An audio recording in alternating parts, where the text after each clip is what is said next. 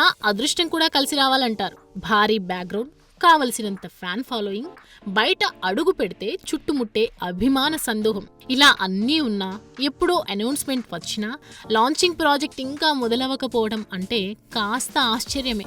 ప్రస్తుతం మోక్షజ్ఞ పరిస్థితి చూస్తే నిజంగా అలాగే కనిపిస్తోంది. ఇక ప్రశాంత్ వర్మ డైరెక్షన్ లో లాంచింగ్ అవ్వడం గ్యారంటీ అనుకున్న సమయంలో ప్రశాంత్ ఇంకా స్టోరీ రెడీ చేయలేదని, కాబట్టి నాగ్ అశ్విన్ ఈ స్టార్ కిడ్ లాంచింగ్ బాధ్యతని తీసుకోనున్నాడనే వార్తలు షికార్లు చేశాయి.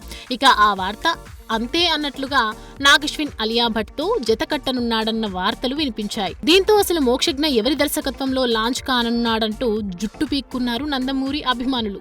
అయితే తాజాగా వినిపిస్తున్న వార్తల ప్రకారం మోక్షజ్ఞ లాంచింగ్ బాధ్యతని వీరసింహారెడ్డి వంటి హిట్ ఇచ్చిన గోపీచంద్ కి బాలయ్య అప్పజెప్పనున్నాడని, త్వరలో ఈ మూవీకి సంబంధించిన అనౌన్స్మెంట్ రానుందని ఫిల్మ్ సర్కిల్స్ లో వార్తలు గట్టిగానే చక్కర్లు కొడుతున్నాయి.